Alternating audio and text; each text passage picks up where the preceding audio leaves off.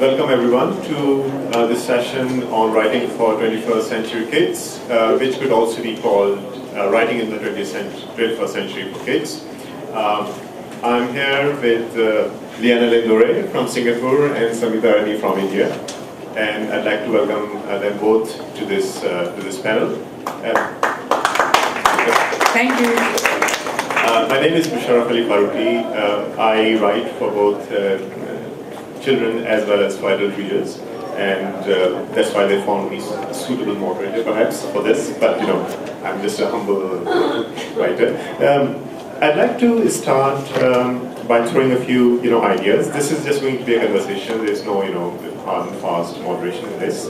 And I'll start with Liana, because she's writing a series of 6 books for kids. She's an educator herself, and these are the three of the 6 books that have come out. These are all about monsters, and whenever we write for kids, we always have a villainous character, and here they're not really villains, they are monsters.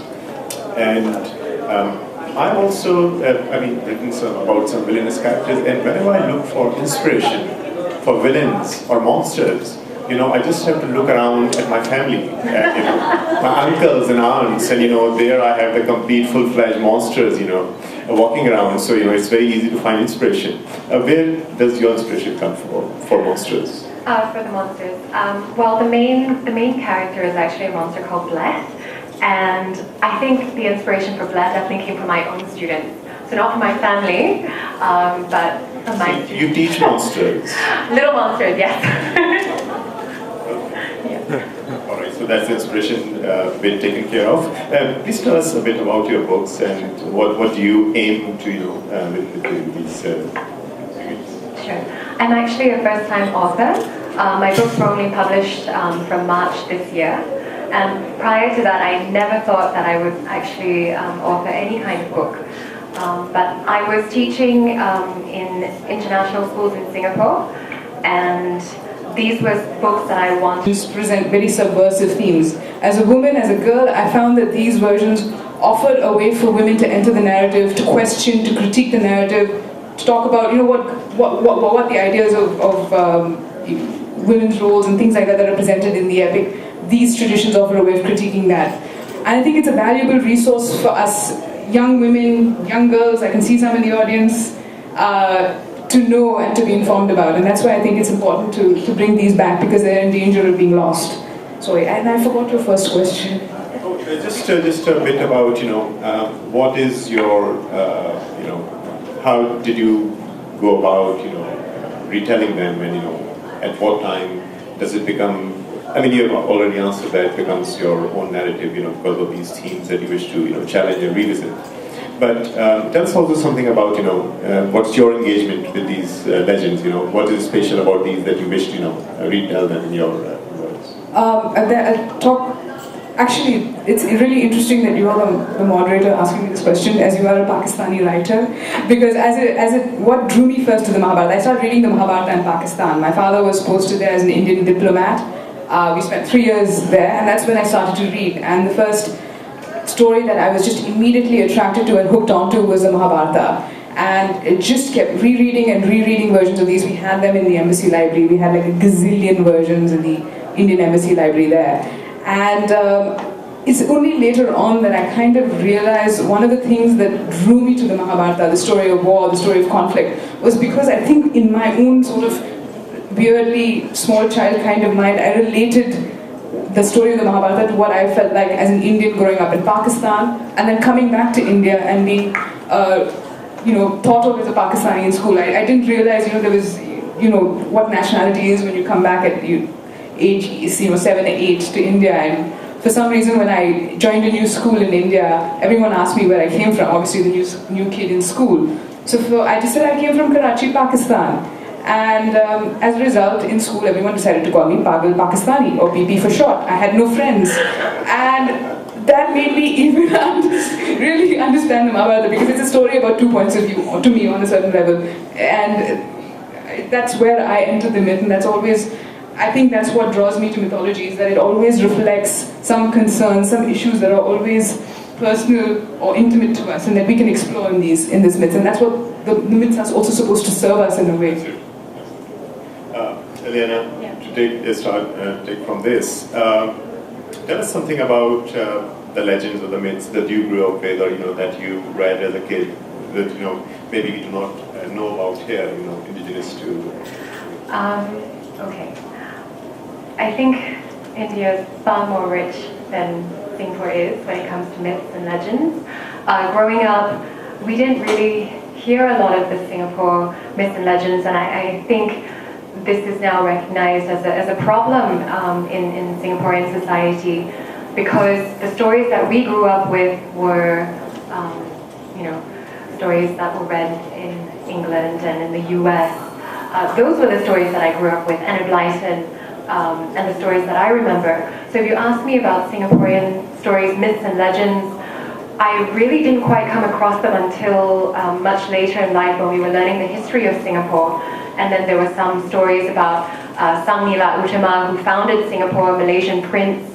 But those stories, didn't really stick with us.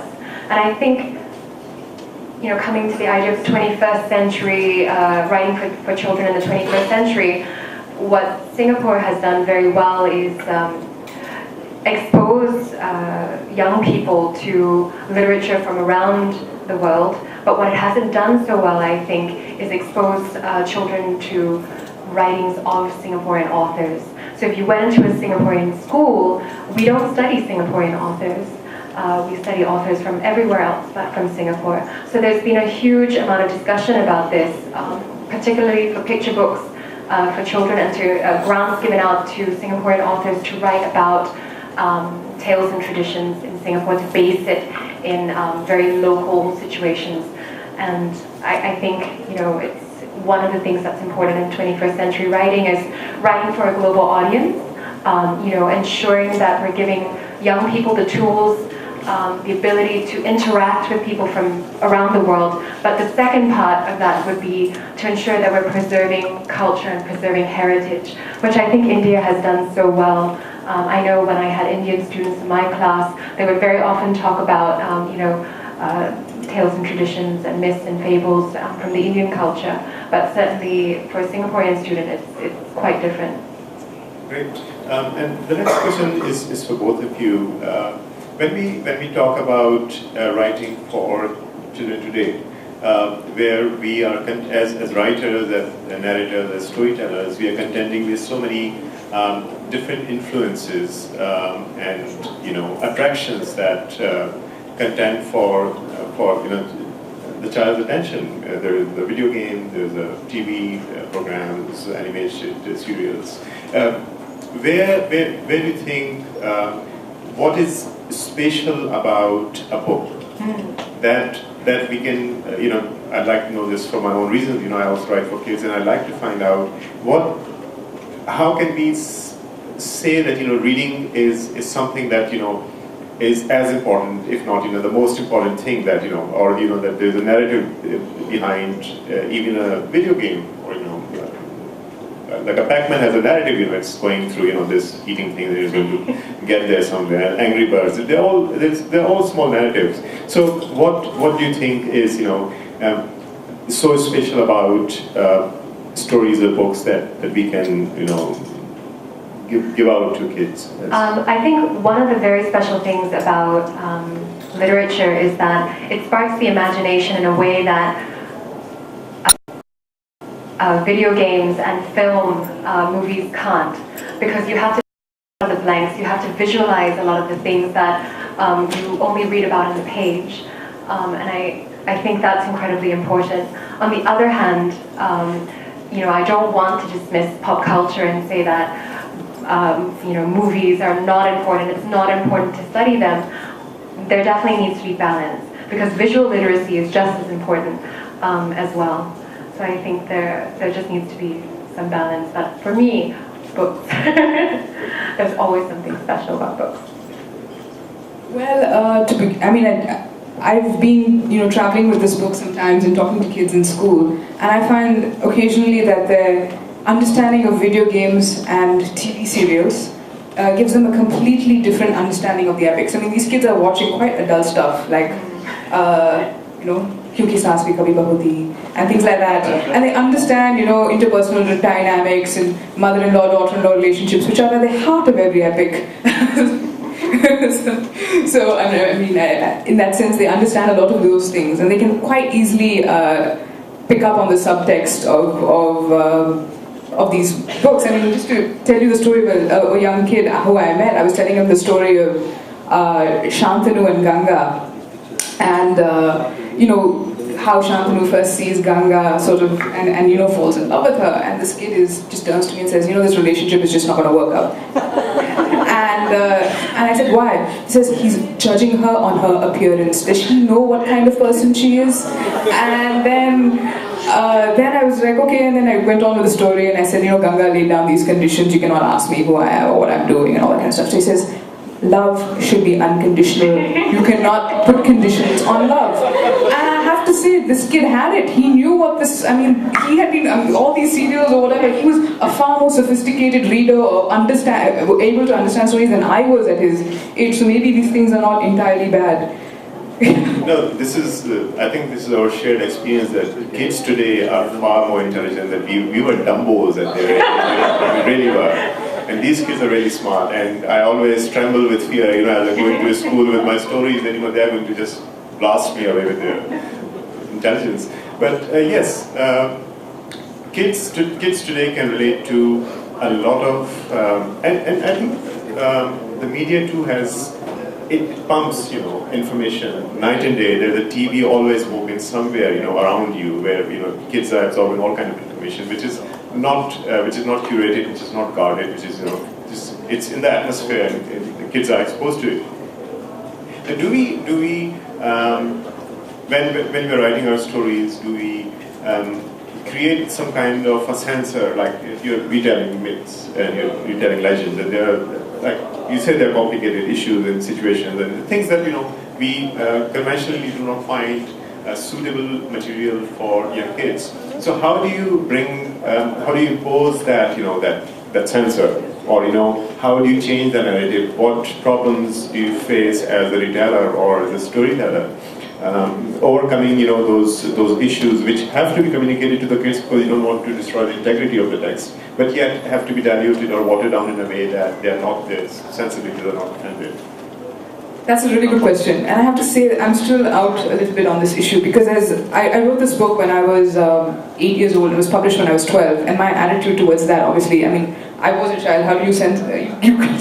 And there's a funny bit. I mean, everyone I meet nowadays who's read this book always loves to bring it up, that there's this part where I talk about how Satyavati. I mean, I've written the story, the birth of Satyavati, and you know how this king is hunted with his wife, and he takes his sperm and puts it on a leaf, and the leaf is, you know, given to a bird, and the bird is attacked by another bird, and then the leaf falls into the river, and a fish swallows it, and that's how Satyavati is born. I'm not just happily written, yes, he drew his sperm and put it on a leaf, and I don't think, obviously I had no idea what that meant at that age, but it was just there, and everyone like loves to bring this up and say, ha ha ha, you know, did you realize what you were writing then? And I was like, no, but I don't think also it's necessary so much to censor kids, because they don't entirely understand everything. I mean, it is for them also, it's not so much of an issue, personally. They read differently. They read exactly, they read it differently, they have different feelings about it as well, so. Okay, as an educator, if you're discussing a myth or legend, communicating it to kids, you know, of course, you know, you're retelling it, you're recreating it. Is there any inhibition in your mind that, you know, there are certain things that have to be held back, or you know? That's a very good question. We had a lot of. Ask very good questions. Yeah, you do. Excellent moderator. You know, we used to do culture units, and what we were lucky enough to draw upon were the parents of the children from all these different countries. So if we were tackling certain myths and fables and legends, we were able to reach out to those parents first and have discussions with them, and even bring them in to retell those stories, so that we wouldn't you know, step on any toes or mistell things, I think. So that's how we were lucky enough to get around that, I think.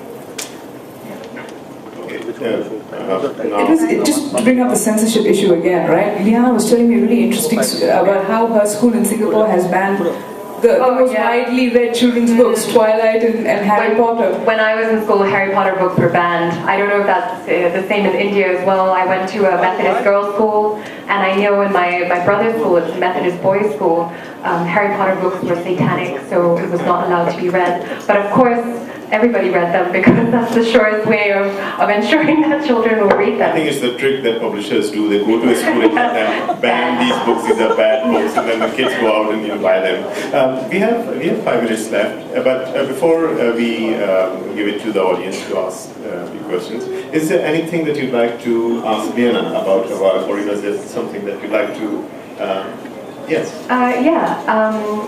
Samita, what relevance do you think, ancient texts have for children today in the 21st century? I think more than anything else, these books also sort of, these myths and retelling them, I'm still out on this one, and each week I have a different answer about why these myths are still relevant. These stories will always remain with us. They're great stories, but and that's the most amazing thing. But I think they're still really relevant. I mean, the Ramayana is about making difficult choices on a certain level. The Mahabharata is about war, conflict, how to do the right thing. These, I mean, obviously they're still relevant for us. And I think literature sometimes gives us a way of navigating these difficult choices or these difficult decisions in our lives. It's also about creating, I mean, one of the reasons I feel is important to tell myths and preserve ways of retelling them is because it also gives us a way of looking at myths from different perspectives. You have a lot of oral traditions like the Thala Madale in Karnataka, where it's a sort of an impromptu performance where people debate the Mahabharata from the perspective of different characters, like it would be Karna and Krishna. And that engages the audience and it makes them see the epic and the characters' actions in the epic from their point of view. I think this is about what fundamentally literature is about. It's creating empathy, it's being able to see things from different perspectives, and that's important to any society.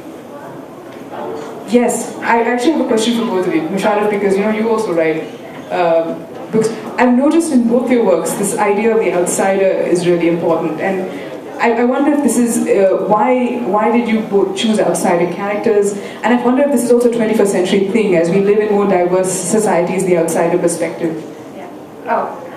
Definitely, I think the main character, Blair, he's a monster, but he comes into a human world and he interacts with the human world. But that was, purposely chosen because he's supposed to embody diversity. And by doing that, remind children, remind parents about the importance of acceptance. Beyond tolerance, that's the idea of acceptance. And hopefully putting it in a context that children can relate to and understand. In my case, I think it's autobiographical. You are a nutcase, and you want to tell a story from a nutcase's point of view, and throw stones at people and say things to them, and everybody say, "Oh yeah, you're saying this because you're a nutcase," but you got the message across. So I think that's it. So, any questions from the audience? I'll be happy to. Questions? I have a question. I'm a big admirer of, now I've just seen, are your books on sale here? Yeah? No. So unfortunately we won't be able to see those yet, but Samita's book is a family favorite, and I really like Sita's Ramayana. And Musharraf writes the most unique children's books actually. There's Mysteries of Muchanda, is that the name of one of them?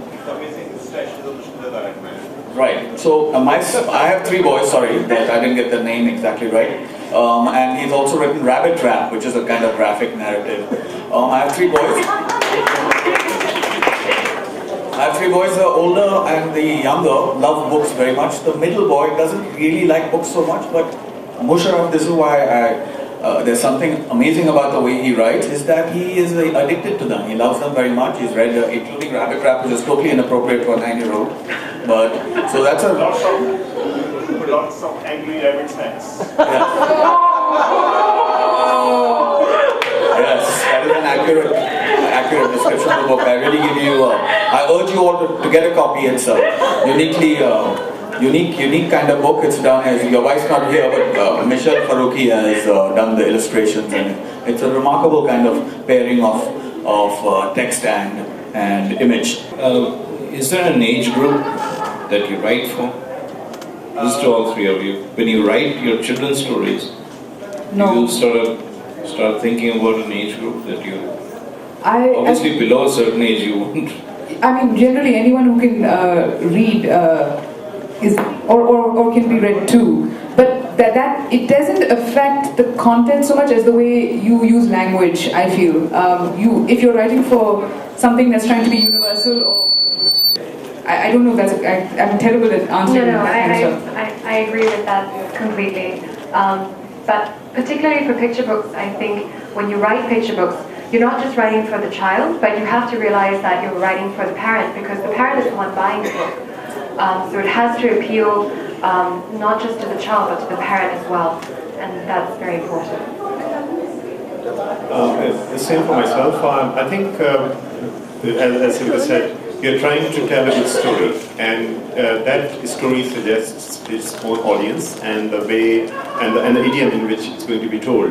So if even if it's a story about ants and you're searching for their shoes, it could be an adult story, it could be one for young readers. But I think the tone of the story, the end of the story, determines how a story is going to be unfolded and the language is going to be unfolded. I think with that we'll finish the session, because the next session is about to start. But we are available outside, and we'll be happy to take any questions that